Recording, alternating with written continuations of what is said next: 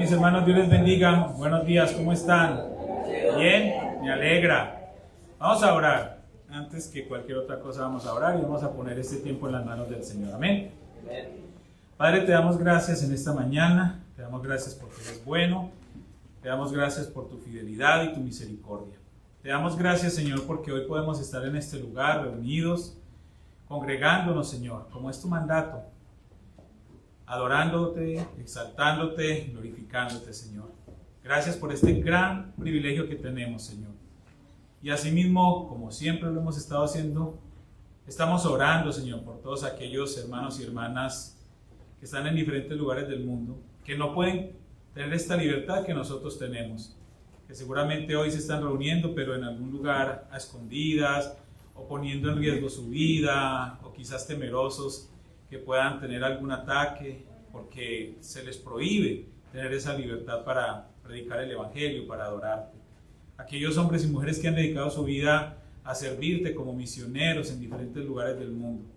Pedimos que seas tú fortaleciéndoles, que seas tú proveyendo para sus necesidades, que seas tú ayudándoles en este día, Señor, que seas tú animando a todos estos hermanos y hermanas que sufren por el Evangelio, para que su fe se fortalezca día tras día y no mengue, Señor, para que seas tú guardándolos de todo mal y peligro y cumpliendo con ellos y a través de ellos tus propósitos, tus planes eternos, Señor. Gracias por el tiempo que podemos tener en esta mañana, este tiempo que hemos dispuesto para exaltar y glorificar tu nombre, Señor. Queremos orar por todos aquellos hermanos que estuvieron esta semana de cumpleaños. Queremos pedirte una bendición especial para todos y cada uno de ellos. Nuestra hermana Noemí Lovera, nuestra hermana Raquel Muñoz, nuestra hermana Briana Berkeley, nuestra hermana Verónica López y nuestro hermano Ernesto Nevares. Y aquellos que no tengo aquí en mi lista, pero que tú los conoces, Señor. Yo te pido que los bendigas grandemente. Como siempre, Señor, te pedimos que ellos cada día se enamoren más de ti y que puedan entender y comprender el propósito de su existencia, Señor. Que puedan honrarte con su vida día tras día, Señor. Te pedimos una bendición especial para ellos y para sus familias también. Igualmente queremos orar, Señor, por todos aquellos hermanos y hermanas de nuestra congregación, o amigos o familiares que están enfermos, Señor. Tenemos una larga lista de personas que han estado luchando con su salud, pero sabemos, Señor, como dice tu palabra en Romanos, que a los que aman a Dios todas las cosas nos ayudan a bien, y entendemos, Señor, que aún las enfermedades cumplen un propósito. Seguro ninguno de nosotros queremos estar enfermos, o en una cama de hospital, o postrados, Señor, con algún dolor en nuestro cuerpo. Pero ayúdanos a entender y comprender que aún en medio de ese momento difícil, nosotros podemos encontrar un plan perfecto y un propósito tuyo. Yo te pido que seas tú fortaleciendo a cada uno de nuestros hermanos, Señor, en este tiempo difícil, que seas tú obrando en sus cuerpos. Y si es tu voluntad, Señor, sanarles, sabemos que lo puedes hacer porque eres un Dios vivo y sigues obrando milagros hoy, Señor. Y nosotros creemos en un Dios de milagros, Señor. Gracias, Padre, porque estamos en tus manos, en las mejores manos, Señor. También te pedimos, Señor, que bendigas este tiempo que vamos a tener como congregación. Recibe, Señor, todo lo que aquí hagamos como una ofrenda agradable para ti, Señor, de todo corazón y con inmensa gratitud. Una manera en que podemos agradecerte, Señor, y como lo hacemos cada semana, es a través de nuestros cánticos. Que nuestra voz se eleve, Señor, agradeciendo todas tus bendiciones, Padre. Es una manera en la que nosotros podemos exaltarte con gozo, Señor, y decirte gracias. Y por eso estamos acá, Señor, para seguir siendo agradecidos contigo, Señor. En el nombre de Cristo Jesús hemos orado. Amén y amén. Y amén. Miren, hermanos, hemos estado hablando de Corintios. Y hoy vamos a estar leyendo y estudiando el último capítulo de Primera a los Corintios, el capítulo 16. La semana pasada que estaba yo enseñando Corintios 15, llegó un punto en el que, no sé, nunca me pasa, y yo me traspapelé acá con las hojas que tenía bastantes. Y llegué a un punto donde le dije, bueno, creo que ya terminé. ¿Recuerdan?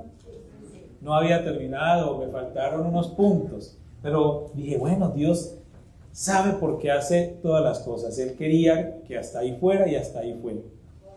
Pero hoy vamos a estar hablando en 1 Corintios capítulo 16. Y este capítulo es como, yo lo llamo como un salpicón, es un de todito, muchas cositas, ¿no? Hay varias cosas que el apóstol Pablo está allí escribiendo, porque ya es el capítulo final. ¿Qué es salpicón? Bueno, para mí, en mi país, el salpicón es un picado de fruta, muchas frutas, usted las pica, las echa en una vasija, luego le pone un refresco, rojo preferiblemente, de cualquier marca, pero un refresco rojo, y ya se mezclan todas las frutas, sandía, papaya, piña, naranja, mandarina, uva.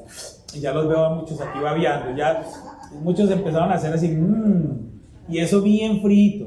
Y luego si usted es un poquito golosito, porque aquí hay muchos golositos, ¿no? Sí, muchos que tienen diabetes, pero para algunas cosas, para otras no, para otras sí se avientan semejante dulces. Pero si usted es de esos diabéticos desordenaditos, pues hace una bola de helado de vainilla bien rica y se la pone encima. Oh my God. Y si quiere darle un plus, agarra leche condensada y ni le sigo diciendo, hermanos, porque los antojo.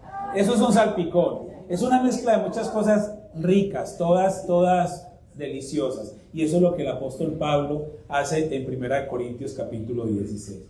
Pero retomemos un poquito, hagamos una conexión del capítulo 15 al capítulo 16. El capítulo 15, que nos habló sobre la resurrección, ¿recuerdan? Hablábamos sobre la resurrección de Cristo y de nuestra futura resurrección también, como algo que es verdadero y como algo que es la base de nuestra fe.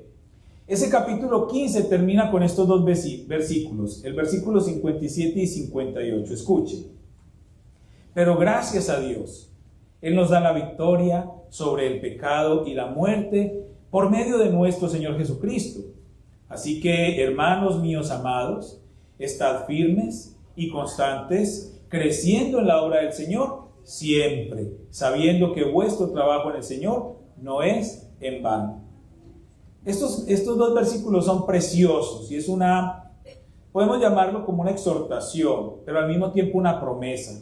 Pablo está hablando sobre el pecado, en esos versículos anteriores a eso, está hablando sobre el pecado como una causante de todo nuestro mal. Todo aquello por lo que sufrió la iglesia de Corinto y por lo que su esperanza estaba siendo amenazada.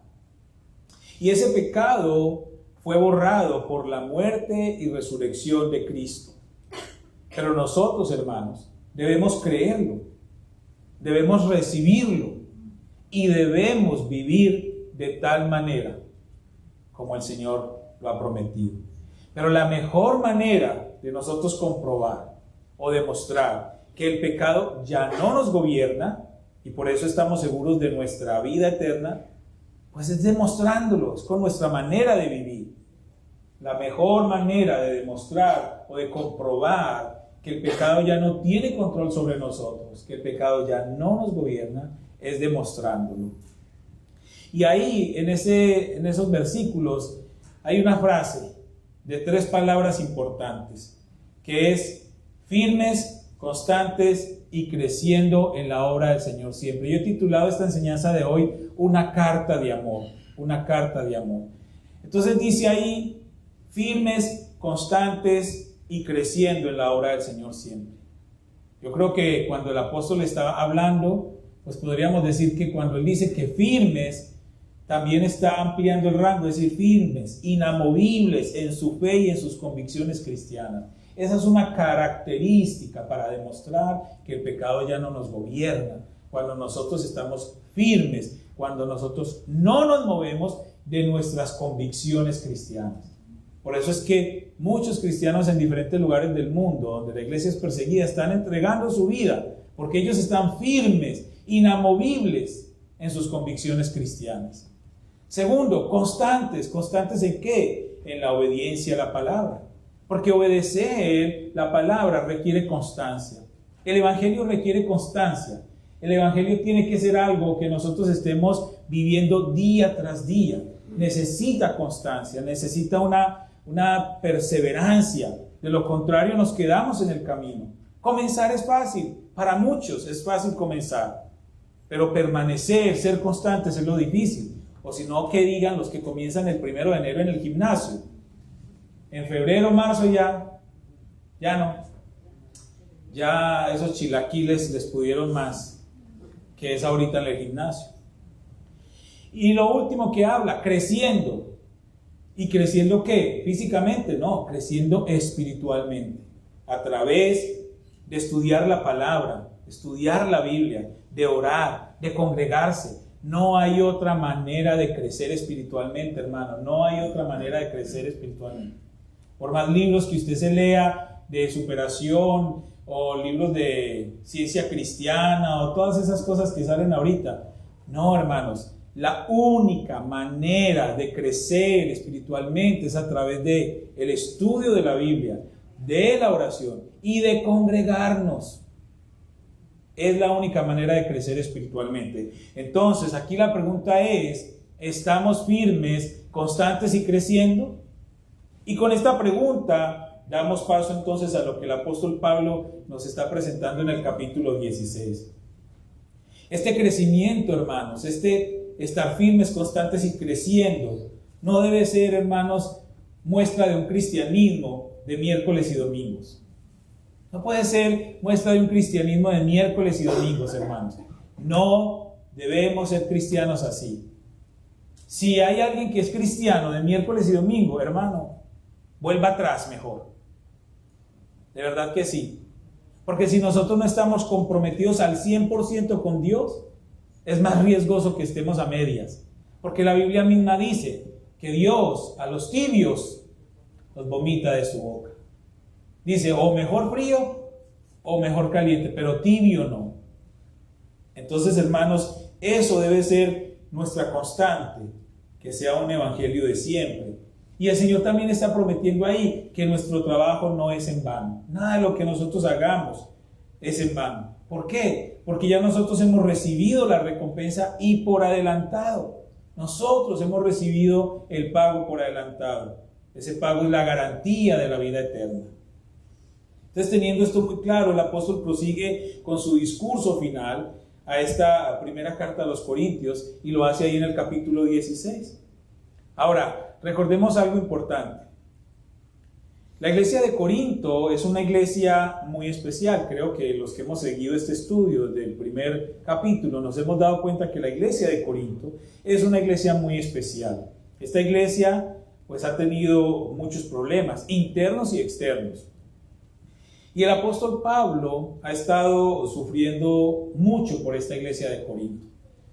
Él les ha guiado en cada palabra de esta carta. Toda la carta tiene una intención amorosa de guiar a la iglesia de Corinto. ¿Para qué? Para que ellos puedan corregir lo que está mal y para que ellos puedan ser una iglesia que dé testimonio. Ese era el deseo del apóstol Pablo, porque era necesario que así sucediera para que la iglesia pudiera cumplir su propósito. Era necesario luchar contra esa influencia griega. Recordemos que era una influencia muy fuerte, trayendo unas ideologías y filosofías muy extrañas. Y también luchar con la infiltración, porque a la iglesia se habían infiltrado personas que quieren hacer daño dentro de la iglesia. Y eso era solo una parte del problema. Ahora, en los últimos capítulos, el apóstol Pablo lleva a los corintios a identificar los dones que ellos tienen. ¿Para qué? Para edificar la iglesia y para así cumplir su propósito en medio de la sociedad. Porque si los hermanos no identificaban sus dones, si los hermanos no estaban trabajando, si no estaban activos cumpliendo su rol dentro de la iglesia, entonces el avance del enemigo iba a surtir efecto, iba a terminar ganando la batalla. Era necesario que los hermanos se activaran y cumplieran su rol y su propósito para que la iglesia pudiera repeler o espantar esos ataques del enemigo. En el capítulo anterior, ahí que leíamos, el apóstol Pablo los está elevando a un tema sobrenatural, un tema glorioso, que era la resurrección de Cristo, como primicia de la resurrección de todos los creyentes. Pero ahora el apóstol Pablo termina en el capítulo 16 con temas muy humanos, pero no menos importantes, Él está hablando de la ofrenda a los santos en Jerusalén, de sus planes de viaje y de algunos saludos personales. Muchas veces nosotros pensamos que en estos capítulos que son así como tan relajados o que no tienen quizás un contenido muy profundo, muy teológico, no hay enseñanza, y hay mucha enseñanza. Recuerden que la Biblia dice, toda la escritura es útil. Las genealogías, que tanto le sacamos el cuerpo, que nos aburren tanto la genealogía, todos esos decálogos, todas las leyes que hay en Éxodo, en Levítico, que nos aburren cuando los leemos. Digo nos aburren porque no a todo el mundo le gusta leerlos. A todos nos gusta leer los salmos, los evangelios, pero digamos, te vamos a leer aquí todas las genealogías. Pero toda la escritura es útil, absolutamente toda. Entonces aquí vemos en estos últimos versículos del capítulo 16, 4 cosas importantes que nos pueden ayudar para nuestro día a día. Estamos hablando de la manera de dar, eso es lo que está hablando el apóstol Pablo ahí en Corintios 16, la prioridad de las cosas, reconocer la autoridad y unas consideraciones que siempre hay al final. Entonces, cuando el apóstol está hablando de la manera de dar, cuando él está hablando de la manera de dar, dice versículo 1 al 4, en cuanto a la ofrenda para los santos, haced vosotros también de la manera que ordené en las iglesias de Galacia. Cada primer día de la semana, cada uno de vosotros ponga aparte algo según haya prosperado, guardándolo, para que cuando yo llegue no se recojan entonces ofrendas.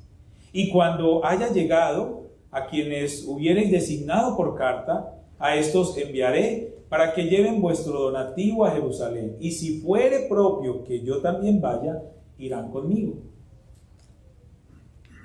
Pablo está hablando a los corintios, ahí en esos versículos, sobre una ofrenda que ellos ofrecieron recoger para la iglesia que estaba en Jerusalén.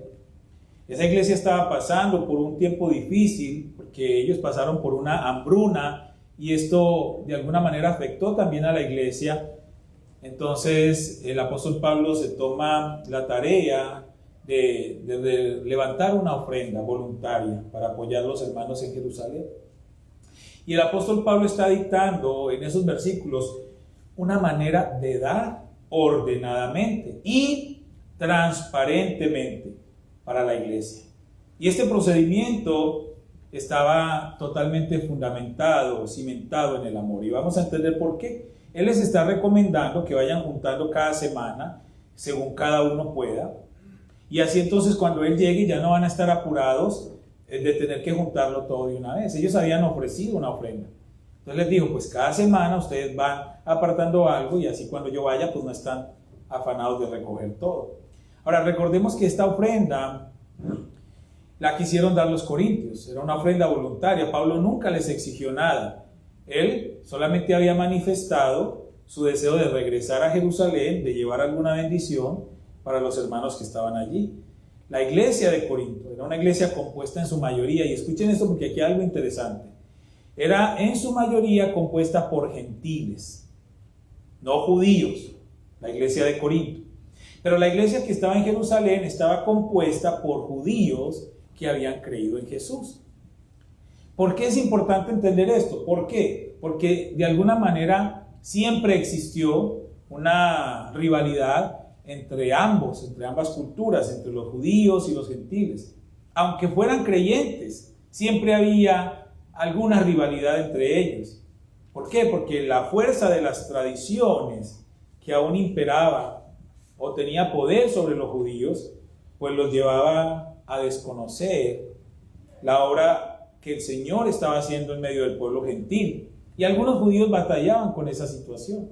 Entonces, al apóstol Pablo proponer levantar una ofrenda de parte de los gentiles, implicaba claramente el amor, la base del amor de los gentiles para dar de todo corazón a sus detractores o a sus adversarios o a sus enemigos, los judíos. Y de parte también de los judíos para recibir una ofrenda de amor de los gentiles, a los que ellos muchas veces despreciaron. Entonces ahí está el amor implícito en una sencilla ofrenda. Y eso nos habla mucho a nosotros también. Ahora, Pablo ya había establecido unos parámetros con la iglesia de Galacia para recoger esta ofrenda. Y esos parámetros aún siguen vigentes y son útiles para la iglesia de hoy. Por ejemplo, regularidad. Dice, recoger el primer día de la semana, esto era el domingo, por supuesto en medio de la reunión de la iglesia que se hacía cada domingo. Esto es algo práctico, él simplemente está buscando que ellos tengan una manera de no complicarse la vida. Entonces les dispone que vayan recogiendo una vez por semana, ¿cierto? También está hablando de que sea una ofrenda planificada. ¿Por qué planificada? Pablo sugería que pusieran aparte lo que ellos estaban pensando ofrendar. Yo he tenido la costumbre, cuando damos las ofrendas, siempre poner aparte o separar. Desde el día anterior, usted ya sabe lo que Dios puso en su corazón y usted lo aparta ahí en sus sillas. Pues hay muchos sobres que usted se puede llevar 2, 3, póngalos en su Biblia si quiere, o sencillamente usted lo aparta. Eso también demuestra una buena actitud, entonces planificada. También está hablando de proporcional, y esto es importante, proporcional. Separar lo que consideremos justo según Dios nos haya bendecido. No está poniendo ninguna cifra que limite la bendición. Por eso cuando en una iglesia y empiezan a exigirle a la gente que tienen que dar esto, y entonces siempre sacan a Malaquías, malditos sois con maldición porque me habéis usted. Hermano, huya de ese lugar. Está en el lugar equivocado, porque la ofrenda o lo que yo quiera regresar al Señor, y digo regresar porque es que Él ya me dio a mí. Los bolsillos y la cartera y la billetera no se llenan ahí porque yo soy muy bueno y muy bonito y muy inteligente. Se llenan es porque la provisión del Señor es la que pone dinero en mi bolsa. Entonces yo le regreso al Señor y lo regreso proporcional a como Dios me ha bendecido, con gratitud, sin estar obligado, sin estar bajo presión, entendiendo lo que estamos dando y para qué lo estamos dando. Por eso es importante ser transparentes y estar diciéndole a ustedes, gracias por sus ofrendas, gracias, porque esas ofrendas que ustedes depositan nos ayudan a tener un micrófono bueno, a tener este lugar adecuado, a mandarle a los misioneros que están en tantos países, a tener refrigerio para nuestros niños. Entonces, gracias a ustedes, hermanos, porque ustedes han entendido de qué se trata esto. Y también está hablando el apóstol Pablo de un punto importante, desinteresado o desinteresada. Entregar esa ofrenda sin considerar mi propiedad sobre esa ofrenda. Se entregaba a personas encargadas de administrarlo. Cuando yo pongo una ofrenda ahí, yo pierdo el derecho sobre ese dinero porque igual nunca me ha pertenecido. Lo más triste, lo más patético, lo más terrible es uno pretender controlar esa ofrenda. Si aquí no hacen así como yo quiero, y si no cantan lo que yo canto, y si no predican lo que yo predico, retengo la ofrenda y no vuelvo a diezmar, y no vuelvo a ofrendar. La gente que piensa de esa manera son hijos del diablo. Así de sencillo.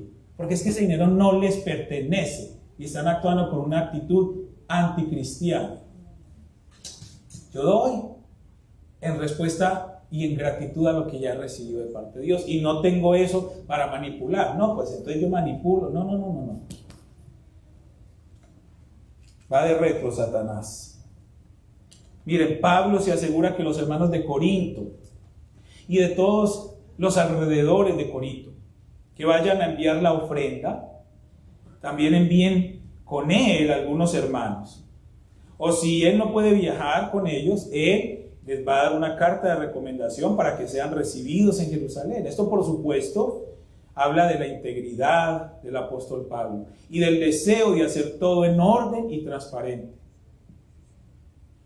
Eso, hermanos, es importante. Por eso les decía, a veces uno no le da atención a estos últimos capítulos, a estos últimos versículos. Está hablando de cosas como muy humanas. No. Es una gran enseñanza.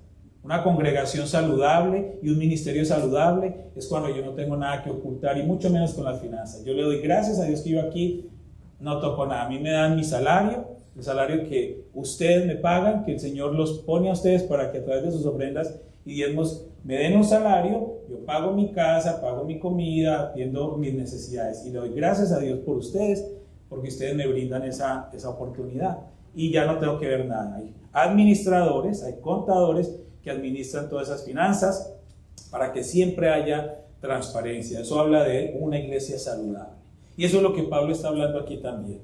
3 versículos para que meditemos en este punto. Primera de Juan 3:17.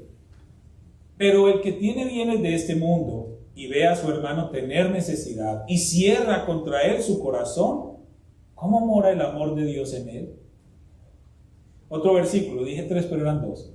Segunda de Corintios 9:7-9.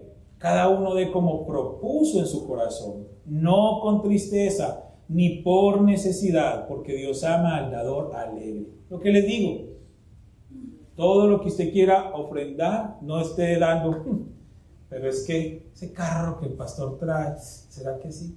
Uy, pero es que aquí que no. No, hermano, usted no dé ni por tristeza ni por necesidad.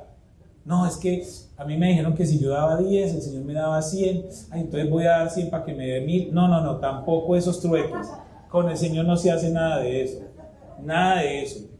Digo, Señor, esta semana me has bendecido bien abundantemente, voy a dar también. Señor, esta semana entró más poquito, voy a dar conforme a lo que he recibido, porque te agradezco y tú me has bendecido.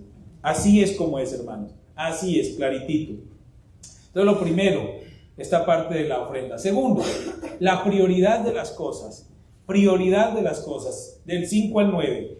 Iré a vosotros cuando haya pasado por Macedonia, pues por Macedonia tengo que pasar, y podrá ser que me quede con vosotros o aún pase el invierno, para que vosotros me encaminéis a donde haya de ir. Porque no quiero veros ahora de paso, pues espero estar con vosotros algún tiempo, si el Señor lo permite. Pero estaré en Éfeso hasta Pentecostés, porque se me ha abierto puerta grande y eficaz, y muchos son los adversarios. Pablo tiene claro que su agenda, su día a día, está dictado por el Espíritu Santo, pero también tiene la capacidad de definir prioridades. Pablo anhela y le urgía volver a Corinto, y lo manifiesta de todo corazón, para ayudar a la iglesia en medio de esa crisis que ellos tenían. Pero el apóstol Pablo, hermanos, identificó una gran oportunidad en Éfeso y no la dejó pasar. Él estableció prioridades en el servicio al Señor. Ayudar la iglesia en Corinto o seguir predicando en Éfeso. Ambas cosas son buenas, pero aún así es necesario establecer prioridades. Dice Hechos 17:23. Porque pasando y mirando vuestros santuarios, hallé también un altar en el cual estaba esta inscripción: al Dios no conocido, al que vosotros adoráis, pues sin conocerle es a quien yo os anuncio. Y Efesios 5:15-16.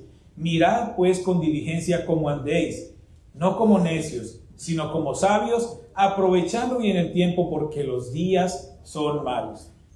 La prioridad de Pablo era predicar a Jesucristo, y él aprovechaba las oportunidades. Y fue exactamente lo que hizo cuando llegó a Atenas y encontró esa gran oportunidad ahí en el Areópago, que tenían muchos dioses y había un huequito para el Dios no conocido. Entonces él aprovechó esa oportunidad para predicar sobre ese Dios no conocido, a quien Pablo le dio un nombre: Jesús. Él aprovechó la oportunidad. Él iba de camino, pero ahí en Atenas él aprovechó esa oportunidad y la tomó. Nosotros, hermanos, debemos establecer prioridades. Hay cosas que son importantes y hay cosas que son urgentes. Y estas cosas se definen de acuerdo al tiempo y a la necesidad. Entonces hablamos de lo urgente y lo importante.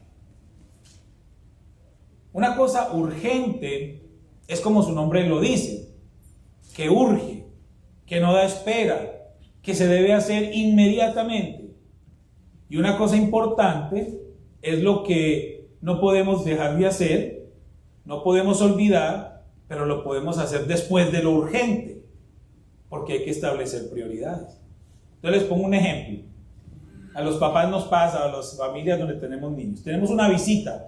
Invitamos a tal familia, a tal hermano, o viene la suegra, o viene... Sí, entonces uno se prepara para recibir la visita. 5 minutos antes de que llegue la visita, mira uno, ahí están los calcetines de los niños, o las medias, como decimos en mi país, las medias de los niños tiradas por acá, unos juguetitos, cositas regadas, siempre pasa y uno está ahí. Entonces ahí tengo que pensar, ¿lo urgente o lo importante? ¿Qué es lo urgente? ¿Qué es lo urgente?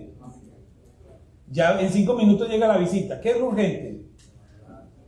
recoger todo eso. Eso es lo urgente. O sea, hay que recoger todo eso y guardarlos o debajo del sofá o debajo del almohada. Bueno, lo urgente, que no se vea. Eso es lo urgente, que es lo importante.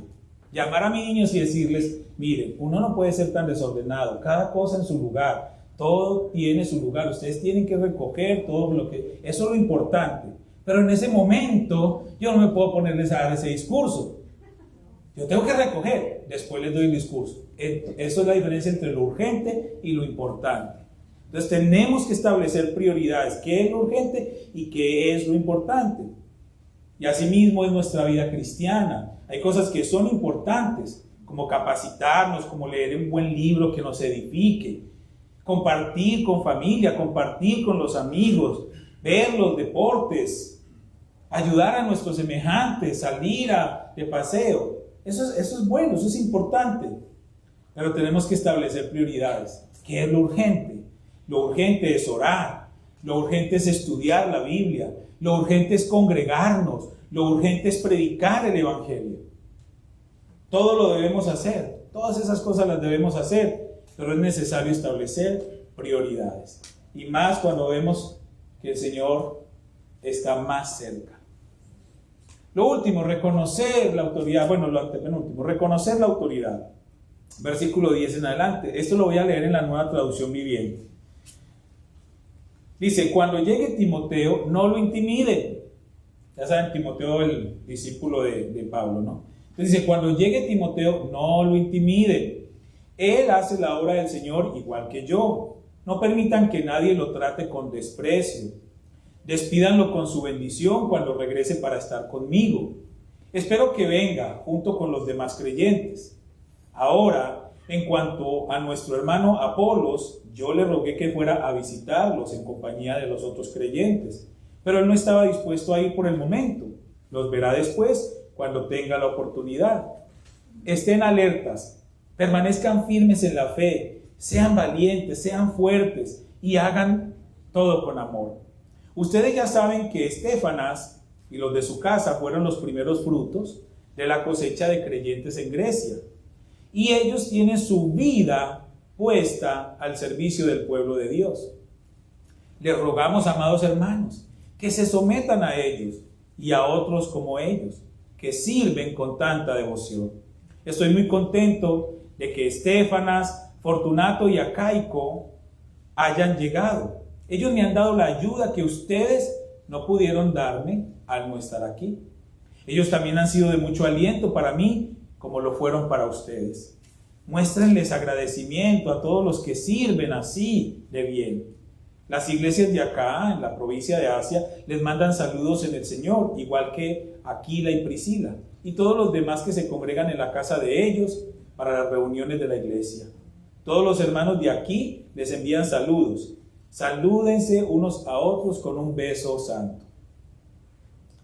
Aquí hay algunas cosas importantes en estos versículos. Lo primero, la autoridad no depende de la edad. Ahí en el versículo 10 y 11. El apóstol está diciendo que reciban a Timoteo. Era un jovencito, un jovencito, de adolescente joven, ahí más o menos. Y Pablo les está diciendo, recíbanlo como si fuera yo. Porque la autoridad no depende de la edad.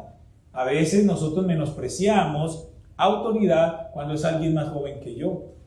No estamos en el ejército, donde uno tiene que mirar la autoridad por los años que lleva recorridos en el ejército. Entonces, entre más años, más grado alto tiene de jerarquía. No, nosotros tenemos que aprender a respetar la autoridad, no importa la edad que tenga. Si se le ha concedido autoridad, entonces hay que respetar la autoridad.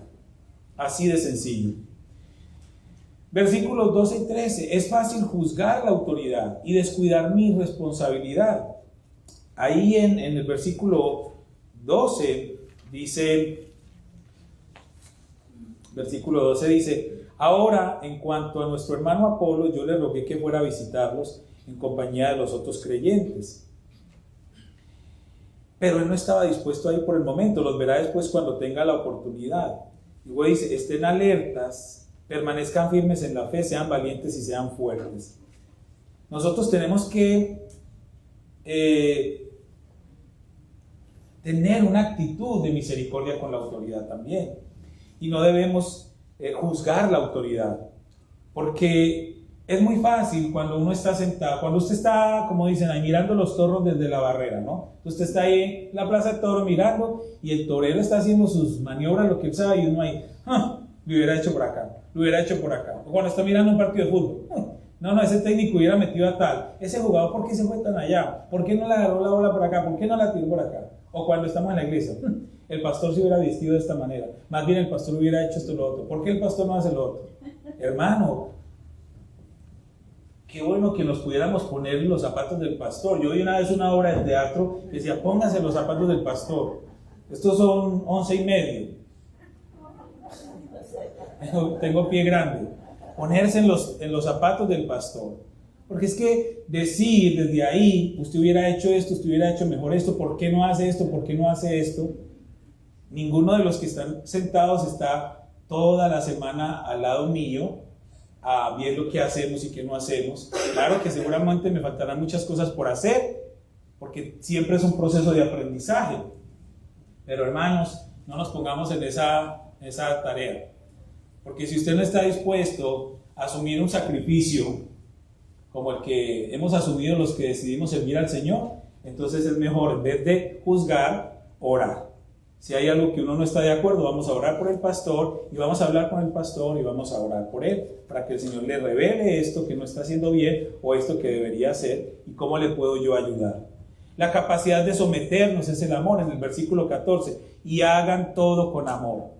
Eso es una base fundamental, por eso la carta, una carta de amor. La autoridad exige dedicación. Hay versículo 15 y 17. Ustedes ya saben que Estefanas y los de su casa fueron los primeros frutos de la cosecha de creyentes en Grecia. Y escuchen, y ellos tienen su vida puesta al servicio del pueblo de Dios. Entonces, la autoridad exige dedicación. Servir al Señor exige dedicación. Por eso hay pocos que están dispuestos a hacerlo, porque exige dedicación. Debemos mostrar gratitud a quienes sirven al Señor. Ahí versículo 18. Debemos mostrar gratitud. Y la gratitud se muestra con respeto, con misericordia, con compasión. Y por último, la fraternidad es un resultado de una comunidad sana. Y ahí el apóstol Pablo está hablando de esa fraternidad entre los creyentes, y eso es una muestra de una comunidad sana. Romanos 13, 1 al 2 dice: sométase toda persona a las autoridades superiores, porque no hay autoridad sino de parte de Dios, y las que hay por Dios han sido establecidas. De modo que quien se opone a la autoridad, a lo establecido por Dios, resiste, y los que resisten acarrean condenación para sí mismos. Hebreos 13, versículo 17, en la versión Palabra de Dios para Todos, dice: háganles caso a sus líderes y respeten su autoridad, porque ellos son responsables de ustedes y por eso siempre están pendientes de protegerlos. Háganles caso para que ellos realicen su trabajo con alegría y de buena gana. Ustedes no sacan nada con hacerles la vida difícil a ellos. La autoridad no se debe imponer, eso también es importante. Se debe modelar con ejemplo, pero igualmente nosotros debemos someternos por principio, como lo demanda el Señor siempre. Y cuando esa autoridad no sea adversa a Dios y a su palabra, entonces el no someternos por simple gusto o por afinidad no es suficiente argumento para no ser obedientes y para no respetar la autoridad. Es que yo lo respeto si me cae bien. No, es la autoridad. A mí no me caen bien algunos gobernantes que hay ahorita gobernando. No me caen bien, no estoy de acuerdo con sus ideales, pero son autoridad. Y yo me someto a ellos siempre y cuando no vayan en contra de los principios de la palabra, ¿cierto? ¿A quién le gusta venir a 55 y que salga un letrero que diga baje a 30? ¿A quién le gusta eso? A nadie. Uno quiere seguir a 55. Pero si dice 30 es 30. No me gusta esa autoridad, pero me debo someter a él. Porque bajar a 30 no me está llevando a ofender a Dios. Entonces, pilas con eso. Que eso también tenemos que pedir al Señor que nos dé sabiduría en ese sentido. Esto respecto a reconocer la autoridad. Y por último, consideraciones. Consideraciones es como ya lo ultimito que Pablo está hablando. Consideraciones. Versículos 21 al 24. Lo leo también en la Nueva Traducción Viviente. Dice: este es mi saludo de puño y letra. Si alguien no ama al Señor, tal persona es maldita. Señor nuestro, ven. Que la gracia del Señor Jesús sea con ustedes. Mi amor a todos ustedes en Cristo Jesús. Como 4 líneas ahí que el apóstol ya escribe, y miren lo que hace. Esto es de mi puño y letra. Todo lo anterior, él tenía un escribiente, un asistente, un secretario, por decirlo de alguna manera, y él le iba dictando, escriba esto y esto. Pero cuando dice, esto lo escribo de mi puño y letra, es porque, ojo con esto. Y ahí está hablando algunas palabras muy fuertes, porque está diciendo que el que no ame a Dios es un maldito. Vamos a entenderlo. Pablo, de su puño y letra, ha escrito esta despedida considerando 3 asuntos importantes. Si no amas al Señor, eres maldito o estás bajo maldición. Son palabras fuertes, pero miren, ¿por qué Pablo escribe esto ahí en lo último, ya cerrando la carta? Han pasado 15 capítulos atrás. Entonces, después de esos 15 capítulos, exhortando a una iglesia que ha sido necia, problemática, con mala reputación, pues es de esperarse que el apóstol haga esta mención como un ultimátum para quienes, habiendo leído esta carta, siguen siendo necios, sin amar al Señor como debe ser la característica de un verdadero creyente. Es que el Señor nos tiene demasiada paciencia. Él es muy misericordioso. Por eso Él dice que Él renueva las misericordias cada mañana, porque cada mañana existimos miserables que necesitamos de esa misericordia. Él es bueno. Primera de Juan 4:8 dice: el que no ama no ha conocido a Dios, porque Dios es amor. Entonces, para quienes se identifiquen con la enseñanza de Pablo y que han recibido del Señor su gracia y misericordia, es necesario recordárselas una vez más. El comentario Matthew Henry dice al respecto: la gracia del Señor Jesucristo comprende todo lo bueno que nos viene del favor de Dios por medio de Cristo, para provecho nuestro en el tiempo y en la eternidad. Nada mejor podemos desear a nuestros amigos y a nuestros hermanos en la fe. Entonces, la última frase que Pablo usa y con la que él cierra esta gran carta de Primera a los Corintios, una carta llena de altos y bajos, de tantos matices, es esto: mi amor a todos ustedes. Juan capítulo 13, versículo 34 dice: un mandamiento nuevo os doy, que os améis unos a otros, como yo os he amado, que también os améis unos a otros. El amor es uno de los grandes protagonistas de esta carta. Concluyo. El apóstol Pablo, hermanos, no solo dedicó 18 meses para trabajar entre los corintios, enseñándoles el evangelio de Jesucristo.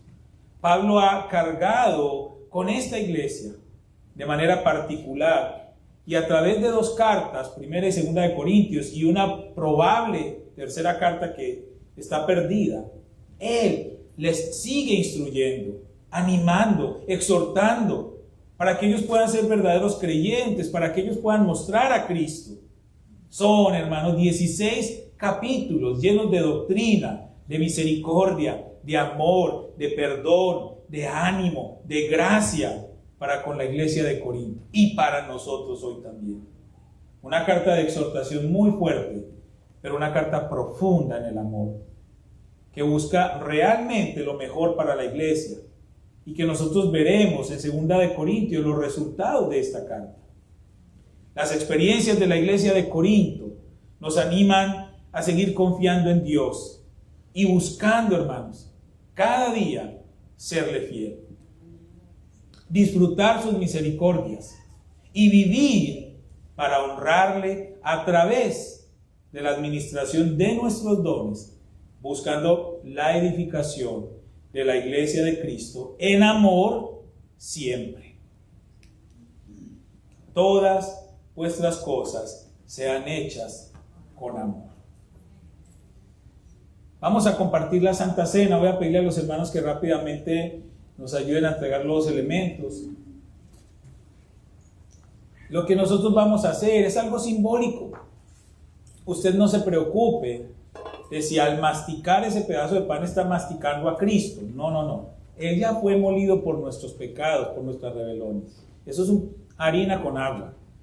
Y eso tampoco es sangre, no se asusten, no somos vampiros. Eso es jugo de uva. Está un poquito acidita, pero es simplemente jugo de uva. Pero lo que vamos a hacer a continuación es recordar ese momento tan glorioso que el Señor Jesucristo tuvo con los discípulos antes de entregar su vida. Pueden pasar, hermanos, de una vez a entregar y ahorita oramos. Unas horas antes del Señor entregar su vida ahí en la cruz del Calvario y de cumplir esa fase perfecta para el perdón de nuestros pecados y para garantizarnos la vida eterna a través de la resurrección, el Señor se reúne con sus discípulos a comer.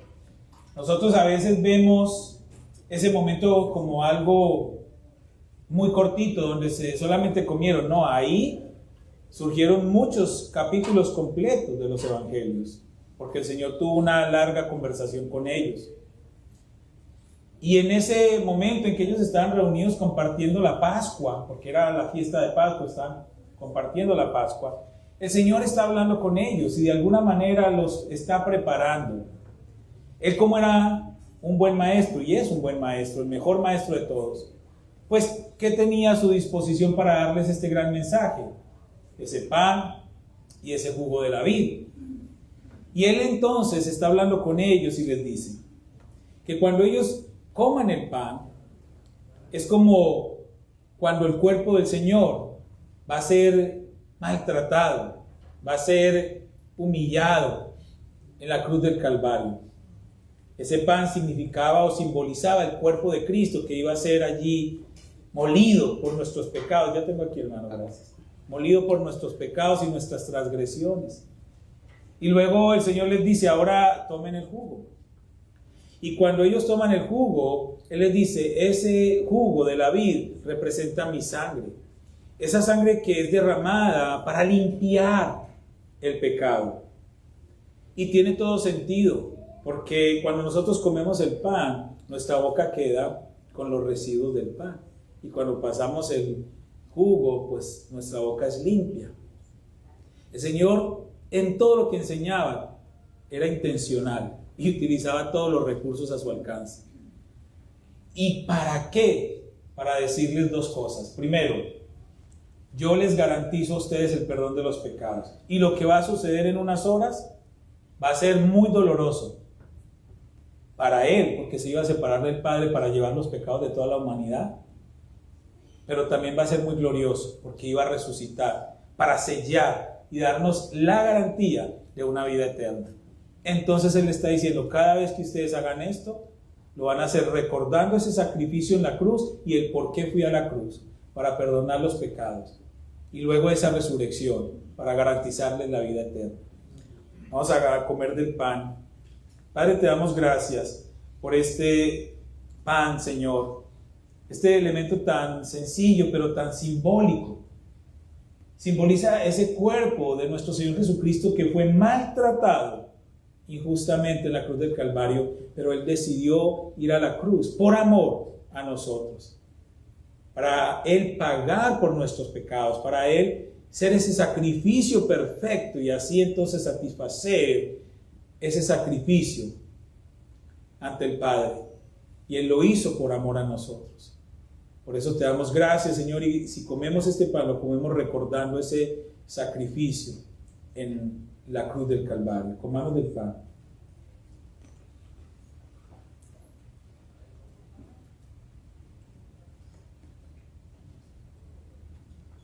Señor, y te damos gracias también por este jugo de uva que simboliza tu sangre, esa sangre que fue derramada en la cruz para limpiar de todo pecado, para purificarnos, para hacernos aceptos delante del Padre y para restaurar nuestra relación con el Padre.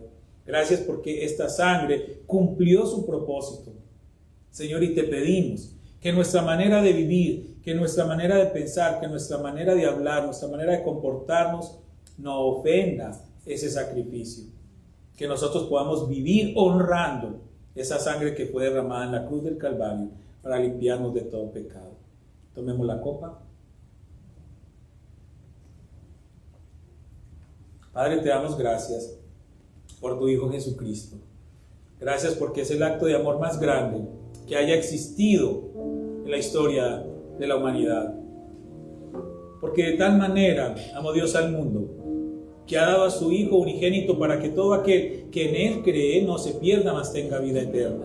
Y si hoy tú reconoces que eres un pecador y que nunca le has pedido perdón a Dios, pues hoy es el tiempo que honres el sacrificio de Cristo en la cruz y que le digamos a Jesús: Señor, yo sé que soy pecador, yo sé que tú eres el Salvador, y por eso yo te pido que vengas y salves mi vida, que perdones mis pecados y que yo pueda caminar una vida en la que te honre y pueda disfrutar todos estos regalos preciosos que vienen por ese sacrificio tuyo. Permíteme caminar cada día tomado de tu mano y viviendo una vida de crecimiento espiritual, teniendo esa certeza de que si hoy muero, voy a estar en tu presencia eternamente. Padre, te damos gracias por este tiempo que nos regalas como iglesia. Te pido una bendición por cada uno de mis hermanos y hermanas aquí presentes, por los que nos están viendo también a través de las redes sociales. Bendíceles donde quiera que se encuentren, Señor. Te pedimos que nos lleves con bien a donde vayamos hoy, Padre. Y te damos gracias, Señor. En el nombre de Cristo Jesús. Amén.